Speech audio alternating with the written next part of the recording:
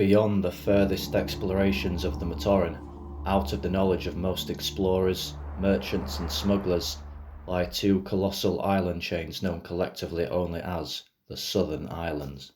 As we pass through the mist that rolls off the lush valleys of the southern continent and into this mysterious corner of the universe, what can we uncover about these lands? As our journey back from Metru Nui nears its end, we begin to see the foreboding majesty of distant peaks as they cut through the fog and point into the sky like the teeth of a Tartorak. These beasts make their home in a land that marks the northernmost edge of the southern island chain, and shared with the species to which Kitongu also belongs. If one were to venture ashore on this land many millennia ago, they would find herds of Tartorak roaming across an unspoilt verdant landscape, where members of Kitongu species would use the powerful beasts as mounts and steeds. Created by Makuta Miserix, the Tartorak would spread throughout the neighbouring lands and even as far north as Zakaz, where they would have an uneasy relationship with the native Skakti. Their strength and size allowed them to wade through the waters between islands and extend the range of their species further.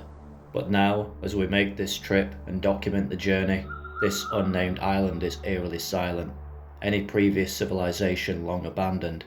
Between 1000 and 1500 years ago, the Vizrak horde, under the command of a Steltian noble called Sidorak, invaded this island, hunting its native population to the brink of extinction. The last known remaining member, Kitongu, fled into hiding to hibernate. We glide past along the water, past this lost world, untouched by Matoran, and continue further south. Of these many islands, we wonder which a wandering Axon travelled to following the disbandment of the Hand of Artaka before joining the Order of Matanui.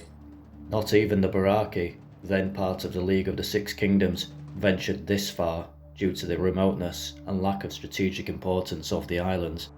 The eastern chain, down which we are currently sailing, fell under the dominion of Makuta Chirox, while across the sea, the western chain lay under the watchful eye of Makuta Bitil. We glance at the sky for Rahi that inhabit this part of the universe. Many of Mutran's creations are the Clack,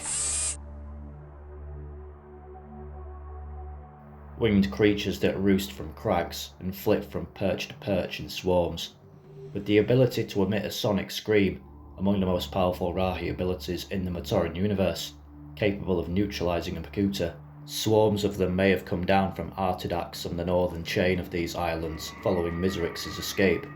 We certainly don't want to be set upon by a flock of these creatures.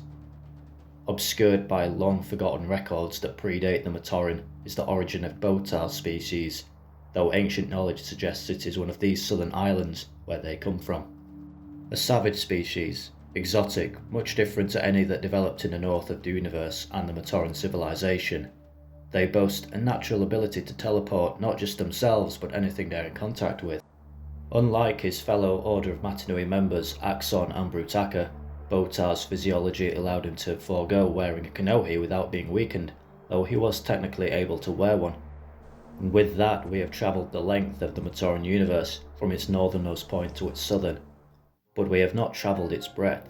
There's still plenty more to see, so as we stock up on supplies for our next voyage, take care and join me next time.